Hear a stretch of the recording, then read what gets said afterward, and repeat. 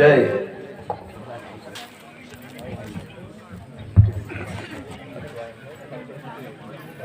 अखंड मंडलाकारं व्याप्तं येन चराचरं तत्पदं दर्शितं येन तस्मै श्रीगुरुवे नमः। तस्मै श्रीगुरुवे नमः। कबीर नामं परमं पुनीतं युगे युगे स्वामी हरन्ति दुःखं दातार मुक्तं पुरुषं पुराणं चरणारविन्दं सततं नमामि। चरणारविन्दं सततं नमामि। बोलिए सद्गुरुदेव की जय। प्रातः स्मरणीय परम पुरुष परमात्मा सद्गुरु कबीर साहब एवं इस पावन धरा पर उपस्थित मृद मंगलमय संत समाज, धर्म स्नेही बंधुओं, श्रद्धा मूर्ति माताएं, आज का यह परम सौभाग्य का दिन है। हम सबको यह शुभ अवसर प्रतिवर्ष के बाद इस वर्ष भी हम सबको प्राप्त हुआ है और ये कार्यक्रम बहुत पूर्व समय से चलता चला आ रहा है और ये कार्यक्रम का उद्देश्य हमारे संत सद्गुरुओं के स्मृति में ये कार्यक्रम का आयोजन होता है। इससे पहले पूर्व में हमारे भक्त श्री बालकृष्ण जी गाडवी साहब जी वो ड्राइवर बन करके और सभी भक्तों को लेकर के और संत सेवा करते थे। इस आश्रम ये जो कार्यक्रम है इसका आयोजन करते थे, लेकिन आज हम सबके बीच में वो नहीं है और इस ग्रामवासी हमारे जितने भी समिति के पदाधिकारी हैं उन सबके द्वारा एवं भक्तों के द्वारा ये कार्यक्रम का आयोजन हो रहा है।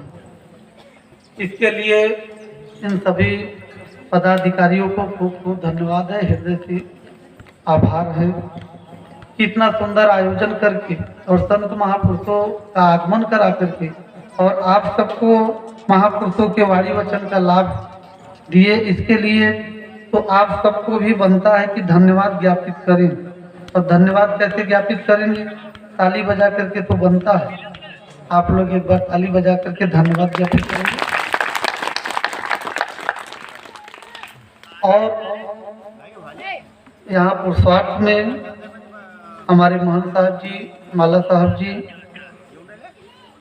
और उनके अथक परिश्रम से और आप सबके सहयोग से ये आश्रम संचालित हो रहा है और आप सबसे मेरा सदैव यही आग्रह रहेगा इस आश्रम के विकास के लिए, इस आश्रम के ज्ञान के प्रचार प्रसार के लिए हमेशा सदैव आप सब प्रयत्नशील रहें, क्योंकि भक्त का ही कर्तव्य होता है कि गुरु के ज्ञान को जन जन तक पहुंचाने का ये भक्तों का भी परम कर्तव्य होता है। संत तो अपना कर्तव्य निभाते ही हैं, लेकिन आप सबका भी परम कर्तव्य है कि जो गुरु के द्वारा ज्ञान, जो उनके विचारधारा थे वो जन जन तक पहुंचाने की और उन्हें सदगुरु कबीर साहब के मूल संदेशों से जोड़ने के लिए हमेशा आप लोग प्रयत्न करते रहे। और ये कार्यक्रम बड़े सुंदर तरीके से हर साल होता रहता है और अभी आप सभी ने बड़े धैर्यपूर्वक संत महापुरुषों के वाणी वचन को आप लोगों ने श्रवण किया और बड़े सुंदर विचार सदगुरु कबीर साहब की वाणियों के द्वारा बड़े सुंदर विचार एवं अपना स्वयं का विचार संत महापुरुषों ने आप सबके समक्ष रखा। सत्संग में उपलब्ध होने का उद्देश्य क्या होना चाहिए? अगर सत्संग में हम लोग बैठे हैं तो सत्संग में अगर संत महापुरुषों के वाणी वचन को अगर हम श्रवण करके अपने जीवन में उसे उतारने का, अपने अंतःकरण में उसे धारण करने का अगर हम प्रयत्न करेंगे तभी सत्संग में बैठने का लाभ आप सबको प्राप्त होगा। अन्यथा आप लोग आए और एक काम से सुने दूसरे काम से निकाल दिए और अपने अंतःकरण तक सत्संग को जाने नहीं दिए, तो फिर इस सत्संग में बैठना आपका सार्थक नहीं होगा। सत्संग सबके जीवन में नहीं मिलता, सबके जीवन में उपलब्ध ही नहीं हो पाता, क्योंकि जो भी पूर्व जन्मों के संस्कारी जीव हैं, संस्कारी हंस हैं, उन्हें ही सत्संग प्रिय लगता, जिसमें आप सबकी गिनती आती है। इस गांव में या क्षेत्र में जहां तक आवाजें जाती होंगी, बहुत से मनुष्य हैं, बहुत संख्या में हैं, लेकिन सत्संग उनको प्यारा नहीं लगेगा, क्योंकि जो पूर्व जन्मों के हमारे पाप कर्म होते हैं वो सत्संग में बैठने ही नहीं देते। और अगर जो पुण्य आत्माएं हैं, केवल सत्संग उन्हीं को अच्छा लगता है। और सत्संग सुनने के बाद हम हमेशा आप लोगों से आग्रह भी करते हैं कि सत्संग दो प्रकार के होते हैं, एक बाह्य सत्संग, एक आंतरिक सत्संग। यही मंच है, शायद मैं पहली बार इस जो है कि धाम पर आया था, जब ये मुझे सेवा दी गई इस पीठ की, तो पहली बार महाराष्ट्र के पावन धरती पर काटी आश्रम पर धाम पर आया था, और दूसरी बार मैं नीलत धाम पर आया था। और वो दिन था कि शायद 2-5 मिनट हम बोल पाते थे, 2-4 मिनट बोलने के बाद मेरे शब्द बंद हो गए। लेकिन ये सत्संग, ये वक्तव्य जो है, ये तो अभ्यास का विषय है। अब धीरे धीरे हमारा भी अभ्यास बन गया, अब कुछ बोल लेते हैं आप सबके बीच में, और खूब अच्छे आप भी अच्छा वक्ता बन सकते हैं, हम भी बन सकते हैं, कोई भी अभ्यास करके अच्छा वक्ता बन सकता है, अच्छी वाणियों को सुना सकता है, अच्छी वाणियों को सुन सकता है। लेकिन अच्छी वाणियां जो हम कहते हैं, जो हम वाणियां वक्तव्य हम देते हैं, महत्वपूर्ण है कि उसे हम अपने जीवन में कितना उतार पाते हैं। महत्वपूर्ण ये है कि हम अपने जीवन में कितना उतार पाते हैं। सदगुरु मदन साहब ने अपने पद में बड़ा सुंदर शब्दों में हम सबको समझाया। सदगुरु मदन साहब कहते हैं कि आप न बूझत और जग समझाओ, और दिन दिन बढ़त विपत्तियां संतोष साईं के मिलन में। अगर हम अपने आचरण में, अपने चरित्र में, अपने जीवन में जो वक्तव्य दे रहे हैं, अगर लेस मात्र, किंचित मात्र अगर हमारे जीवन में वो वक्तव्य हमारे जीवन में अगर हमारे आचरण में नहीं उतर पा रहा, तो फिर ये हमारा कहना भी, आप लोग यहाँ से बस 1 किलोमीटर दूर जाएंगे, फिर ये आप सबके चीज से उतर जाएगा।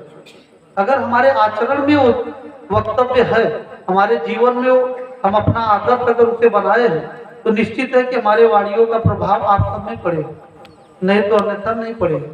तो इसलिए जो भी सत्संग हम सुनते हैं उसे अपने जीवन में उतारने की जरूरत है, अपने जीवन में धारण करने की जरूरत है।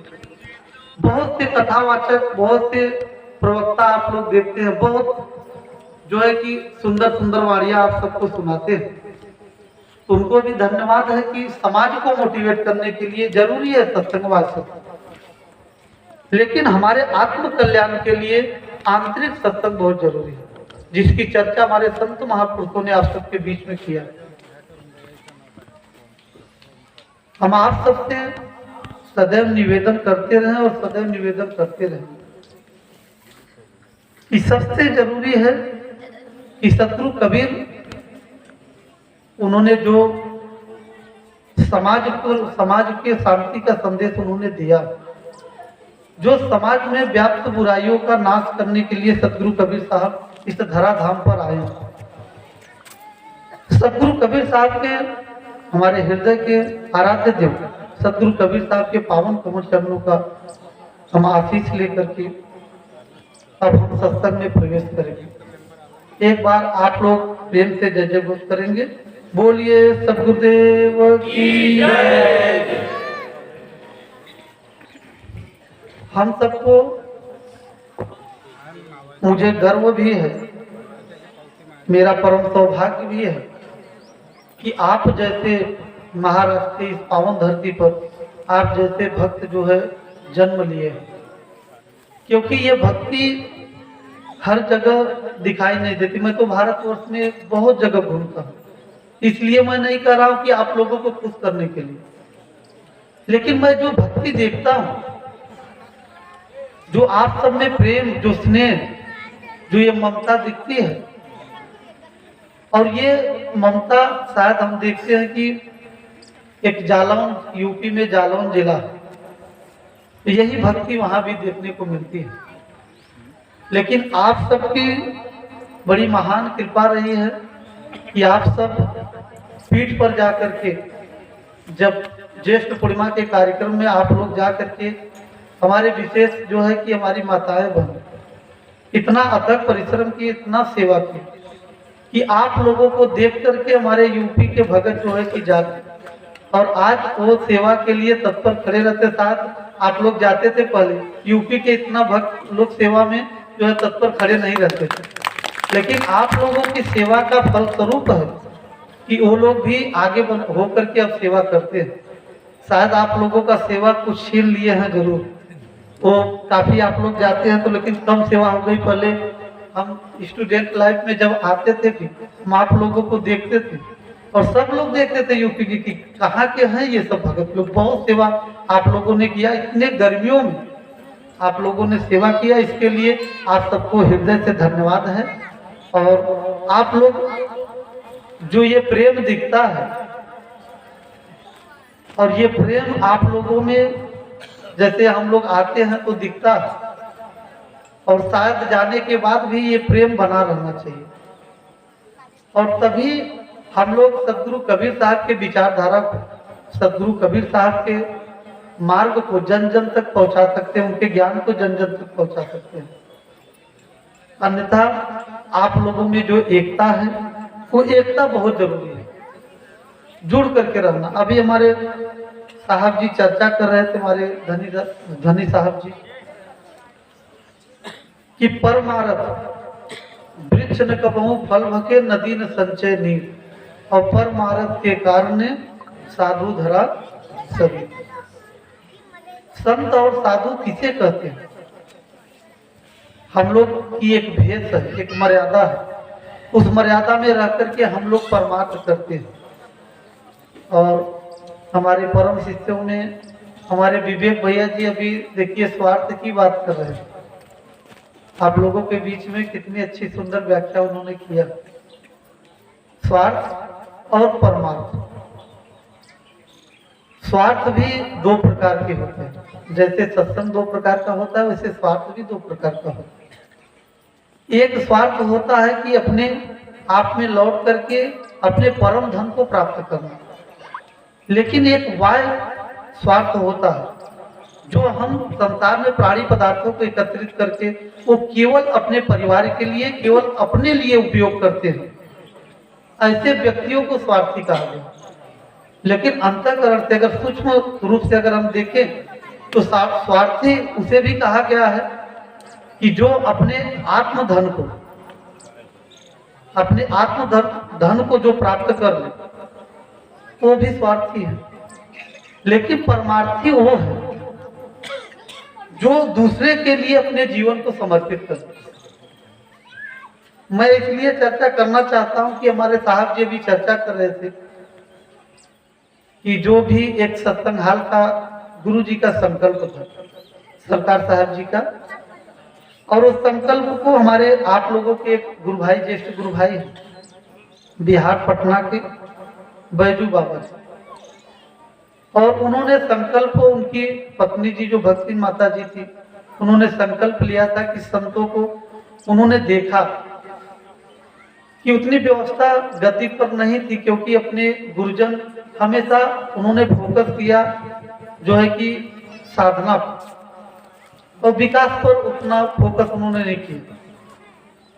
और विकास का मतलब है कि सुविधाएं, जो भी हमारे भक्त जन आए, संत जन आए, कम से कम कुछ छाया बन जाए, कुछ सुविधा ऐसी हो जाए जिससे समाज के लिए, जो समाज के लिए है उसका समाज लाभ ले, उसका पुण्य उन्हें मिले। तो ऐसे हमारे बैजू बाबा जी ने संकल्प लेकर के, और आप सभी के लिए, उनके पीछे कोई माता जी थी वो और बच्चे उनके नहीं थे, लेकिन उन्होंने संकल्प लिया कि संतों के लिए, उन्होंने देखा कि संत जो है कि एक बार बारिश हो गया ज्येष्ठ पूर्णिमा पर, तो संतों के लिए उतना और भक्तों के लिए काफी जगह नहीं था। तो माता जी ने संकल्प लिया कि हमसे बोले कि साहब जी हम एक संत निवास बनाना चाहते हैं संतों के लिए, और उसमें भक्तों के लिए भी जगह हो जाएगा। तो हमने कहा माता जी जैसी आपकी इच्छा हो, अब बनाने के लिए जो मुझे सेवा बताएंगे मैं करने के लिए तैयार हूं। और माता जी का जो है संकल्प पूरा नहीं हो पाया, और माता जी शरीर से बीमार रहती थी, काफी उम्र भी हो गया था। और दूसरे साल जो है कि कार्यक्रम में आ रही थी कि मैं 1-2 साल के बाद, मैं उनका मकान था, 2-3 मकान उन्होंने बिहार में बनाया था। उन्होंने कहा कि साहब एक मकान जो है कि वो मकान हमारे किस काम का है, हम परमार्थ के लिए, संतों के लिए मैं एक मकान बेच करके मैं यहाँ संत निवास बना दूं। हम कहा ठीक है माता जी जैसी आपका इच्छा। और दूसरे साल उन्होंने कहा कि हम दोनों पति पत्नी को, साहब जी हम लोग भी संत समाज में आना चाहते हैं, क्या हम गद्दी पर रख सकते हैं? हमने कहा माता जी बिल्कुल रख सकती है, क्यों नहीं, आप बूढ़े हैं तो आप रख सकते हैं। लेकिन उनका संकल्प रहा, और उसके बाद दूसरे वर्ष आते आते जो है उनका सपना था कि मेरी समाधि, मेरी इस मिट्टी में मेरा ये शरीर रह जाए। और शायद पटना में आते सुरियावा स्टेशन है अपने पास में, गद्दी के पास में, वहाँ सुरियावा स्टेशन आ रहे थे गद्दी पर, ज्येष्ठ पूर्णिमा के कार्यक्रम, उनका शरीर छूट गया। और शायद पटना के उधर ही शरीर अगर छूटता तो उनके शरीर को जला दिया जाता। उनके परिवार के और भी जो उनके बैजू बाबा के भाई थे वो जला देते। लेकिन सदगुरु बंदी छोड़ की ऐसी दया हुई कि सूर्यामा आकर के उनका शरीर स्टेशन पर छूटा, और फिर आकर के गद्दी पर ही समाधि उनका हो। तो बाबा जी भी संकल्प लेकर के आए। तो हमने कहा कि भाई उनके, आपके भाई हैं, भतीजे हैं, तो एक मकान उन्होंने भाई भतीजों को दे दिया। बोले कि लो भाई, वो कुछ झगड़े कर रहे थे तो उनको उन्होंने दे दिया कि भाई लो तुम। और एक मकान जो है हमने कहा कि भैया अगर वो झगड़े करे तो परिवार है, आपको दे दो, छोड़ो। तो बोले कि साहब जी एक मकान हम उनको दे, धन जो भी माया है धन दे देंगे उनको, लेकिन कितने लोग जानेंगे उसका लाभ, कितने लोग लेंगे? हमारे भतीजे, भाई और आने वाली उनकी पीढ़ियां, बस वही लोग लेंगे। और जानेंगे कितने लोग? ये जो पर जानेंगे कितने लोग? स्वार्थ के लिए हम अपने, बस अपने भाई को दिए। और जानेंगे कितना हमारे रिश्तेदार, नातेदार, पड़ोसी। लेकिन अगर हम गद्दी पर अगर समर्पित कर देते हैं, ये परमार्थ के लिए होगा। और जब तक सूरज चांद रहेगा तब तक हमारा, हमको लोग याद भी करेंगे। और संत के लिए और संतों के लिए, जो भी उसमें भक्त बैठेंगे, संत बैठेंगे, उनको उसका लाभ मिलेगा, उसका सुख मिलेगा। और ऐसे समर्पित होकर के बाबा जी ने एक सत्संग हाल बना रहे हैं, और आप लोगों से निवेदन है कि उसका उद्घाटन भी ज्येष्ठ पूर्णिमा पर रहेगा। तो अपना अमूल्य समय निकाल करके, क्योंकि बाबा हम तो काफी लंबा प्रोजेक्ट है, तो फिर बाबा जी से हमने कहा कि बाबा अगले साल इसका उद्घाटन किया जाए, पूरा फिनिशिंग कर लिया जाए। तो बोले साहब मेरे तन का भरोसा नहीं है, 80 साल लगभग उम्र हो गया। बोले मेरे तन का भरोसा नहीं है, और मेरे रहते रहते इसमें सत्संग हो जाए, बस मेरी इच्छा यही है। तो हमने कहा कि चलिए ठीक है, इसी साल उसका उद्घाटन है। तो आप लोग सभी भक्तजनों से मेरा निवेदन है कि आप लोग वहाँ जरूर पधारिए, और उनको जो है कि हृदय से धन्यवाद आप लोग देंगे। और क्योंकि परमार्थ के लिए उन्होंने सेवा दिया, और ऐसे ही आप लोगों के बीच में, आप लोगों के ज्येष्ठ गुरु भाई नहीं है, हमारे बालकृष्ण गाडवे साहब जी और बाकी जो उनके गुरु भाई रहे हैं, सब लोगों ने सेवा दिया। इस आश्रम के लिए समर्पित होकर उन्होंने सेवा दिया। और ऐसे हम सबके बीच में एक रत्न दे करके गए हैं। इसके रूप में हमारे भूषण भैया के रूप में। हमारे भैया जी 1 मिनट खड़े हो जाएंगे तो बड़ी कृपा हो। आप खड़े हो जाएंगे, इनके भैया के लिए, गाडवे साहब के लिए एक बार धन्यवाद देंगे आप लोग। और हम तो भैया बैठ, और ये रतन दे करके गए हैं, तो हम तो निवेदन यही करेंगे सब लोग मिलजुल करके जो है कि आश्रम की सेवा करें। हमारे जितने भी भक्तजन हैं गद्दी से जुड़े हुए हैं, हमने कहा कि भैया जिम्मेदारी तुम लोग ले लो और गद्दी की सेवा करो। बोले नहीं साहब जी, एक ट्रस्ट मुंबई में एक हमारे संत जी हम सबके बीच में नहीं है, सतदेव साहब जी साथ जानते हैं, उन्होंने ट्रस्ट एक बनाया था। हमसे पूछे थे साहब अध्यक्ष उसमें हमको बनना, आपको बनाए अध्यक्ष पद पर हम दे चाहते हैं कि आप अध्यक्ष उसमें बन जाए। बोले, हमने कहा कि नहीं भैया मुझे पद की जरूरत नहीं। पता नहीं ये कितनी बार ये पद मिला, अध्यक्ष पद, उपाध्यक्ष पद, चाहे सचिव पद और चाहे ये आचार्य पद जो मिला, ये पता नहीं कितनी बार मिला और कितनी बार छूटा। हमारी इच्छा यही आंतरिक इच्छा है कि सद्गुरु परमात्मा के पावन कमल चरणों का पद अगर मिल जाए, बस इससे बड़ा कोई भी पद नहीं है। हम सबको सेवा के भाव से, परमार्थ के भाव से हम लोगों को अपने जीवन को जीना है, अपने लाइफ को जीना है। स्वार्थ नाम की कोई चीज ही ना हो, परमार्थ के लिए जो त्याग दिए तो त्याग दिए। और हमारे गद्दी पर एक हमारे भगत जी थे, एक राम जी गौतम जी, और गद्दी के लिए उनके आजा जो थे पूर्वज, उन्होंने समर्पित कर दिया था लगभग 7 एकड़ जमीन। 7 एकड़ जमीन उन्होंने समर्पित कर दिया।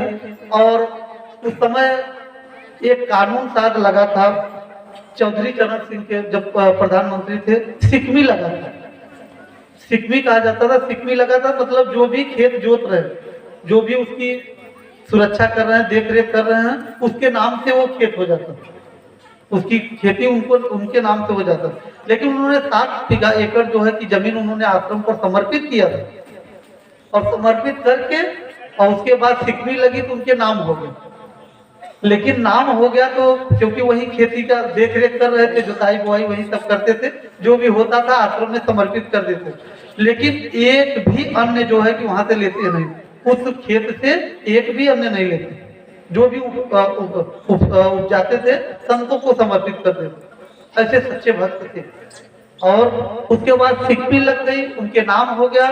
फिर जाकर के उन्होंने कोर्ट में गवाही दे दी कि ये गद्दी की प्रॉपर्टी है, मेरी प्रॉपर्टी नहीं है, मेरा संपत्ति नहीं है। उनके नाम चढ़ गया था। और आज उन्हीं के पुण्य प्रताप है कि उनके नाती तीनों के तीनों नाती अधिकारी हो गए हैं। और उनके जो है कि पोते जो उनके छोटे हैं, वो भी लड़का जो है कि शायद हमको समझ में आता है कि IAS तो हो ही जाएगा, पढ़ाई कर रहा है, बहुत मेहनत किया वो लड़का। और उन्हीं के बाढ़े पुत्र पिता के धर्म, एक यूपी में कहावत है कि बाढ़े पुत्र पिता के धर्म में और खेती उपजे अपने कर्म में। खेती अपने कर्म से उगता है, लेकिन पुत्र बढ़ते हैं पिता के अच्छे कर्मों से। तो इसलिए आज परमार्थ के भाव से उन्होंने सेवा किया। तो हम आप सबसे यही आग्रह करना चाहते हैं, परमार्थ के लिए हमेशा हम सबको आगे बढ़ना चाहिए। और सदगुरु कबीर भी कहते हैं कि जब तुम आयो जगत में, जगत हंसा तुम रोए। ऐसी करनी कर चलो कि तुम हंसो जग। आज जहाँ भी परमात्मा के पावन कमल चरणों में, वहां भी डायरी है, 2 डायरी है। एक तरफ जो है कि यमराज की डायरी, दूसरे तरफ परमात्मा की डायरी। वहां भी नोट होता है कि आप संसार में रह करके क्या करके आए। तो वहां भी डायरी परमात्मा परमार्थ की जो सेवा है वो परमात्मा के डायरी पर नोट होगा। और जो भी जितने भी आप परिवार के लिए सेवा दे रहे हैं, संसार के लिए जो अपने स्वार्थ पर सेवा दे रहे हैं, वो यमराज की डायरी में नोट होगा, वो परमात्मा की डायरी में। क्योंकि वहां मेरा स्वार्थ छिपा है कि मैं अपने बच्चों की सेवा करूंगा, परिवार की सेवा करूंगा, तो लास्ट समय में मेरी भी सेवा मेरा बच्चा करेगा। तो हमारा कहना इतना ही है कि संत महापुरुषों के जो विचार, संत महापुरुषों के जो विचारधारा थी, और संत परंपरा जब इस संसार में, इस भारतवर्ष में जब आई, तो उस समय आडंबर, अंधविश्वास, पाखंड बहुत उसका जो है कि प्रचलन हो गया। जब सदगुरु कबीर साहब, और हम तो समझते हैं कि भगवान बुद्ध के ही समय से ये संत परंपरा चली। और संत परंपरा मतलब जो वैज्ञानिक दृष्टिकोण, विज्ञान की विचारधारा, जो मतलब मानना जो है कि जानना मतलब होता है विज्ञान, मानना मतलब अंधविश्वास। हम मान लेते हैं आम को, अगर हम जो है कि बबुल मान ले तो ये मानना अंधविश्वास होता है। हम जानते हैं कि नहीं ये आम है, तो आम को आम मानना ये विज्ञान है। तो इसलिए हम सबको वैज्ञानिक दृष्टिकोण महापुरुषों ने जो दिया है, और आप लोग भी बड़े सौभाग्यशाली हैं, भले लाखों की संख्या में भीड़ न हो आप सब, और शायद हम लोग अगर छूट दे दिया जाए, जैसे और भी हमारे संत महापुरुष सारे मत पंथों की चर्चा करते हैं कि अगर खान पान की छूट दे दिया जाए कि भाई सदगुरु कबीर की भक्ति ऐसी है कि आप कोई भी कर्म करो, कुछ भी करो, लेकिन तब भी आपका कल्याण होगा, परमात्मा की प्राप्ति आपको हो जाएगी। तो आप ये 100-200 दिखेंगे क्या है? ये शायद पूरी जितनी भी जमीन है आश्रम की पूरा पंडाल बनाना पड़ता, इतनी संख्या बढ़ जाती। लेकिन उस संख्या का क्या काम? अगर एक ही पुत्र है, एक माता पिता के एक ही पुत्र है, अगर माता पिता का आदर सत्कार कर रहा है, सेवा कर रहा है, तो वही पुत्र महत्वपूर्ण है। और 100 लड़के हैं, अगर माता पिता का आदर सत्कार न करते हो, उनकी सेवा न करें, तो 100 लड़के किस काम के? उनका महत्व थोड़ी ना, वही एक बच्चे का महत्व है। एक श्रवण कुमार का महत्व, जिन्होंने अपने माता पिता का सेवा करके आज जो है कि त्रेता युग से भी उनका नाम आ रहा, चला आ रहा, क्योंकि उन्होंने माता पिता की सेवा किया। तो हम सबको भी प्रथम, हम सबके गुरु जो है कि माता पिता। और ऋग्वेद में आता भी है कि 4 देवता के अलावा 5वां देवता कोई बताया भी नहीं गया। 4 देवता हैं। मातृदेवो भव, पहले देवता कौन है? माता। लेकिन आज हर धर्मों में आप देखेंगे तो नारियों का अपमान ही किया गया, उनका अपमान ही किया गया। हमारी माताएं बने अगर पढ़ ले, साथ शिक्षित हो जाए तो उनको समझ में आ जाए, लेकिन हमारी माताएं बने ही अंधविश्वास में ज्यादा जकड़ी रहती। अभी मैं आ रहा था गद्दी से, तो देखा कि कुछ जो है कि माताएं बने कहीं पूजा पाठ के लिए, कोई मान्यताओं के लिए जा रहे थे, तो लगभग नहीं तो हम समझते हैं कि 500 फुट का जो है कि एक लाल जो है कि कपड़ा लेकर के, पता नहीं कौन सा परंपरा है ये, और परंपरा में लोग पकड़े हुए पैदल जा रहे थे, और नर्मदा ऐसा कुछ लिखा था उनके पोस्टर पर, नर्मदा की पूजा ऐसा कुछ होता है।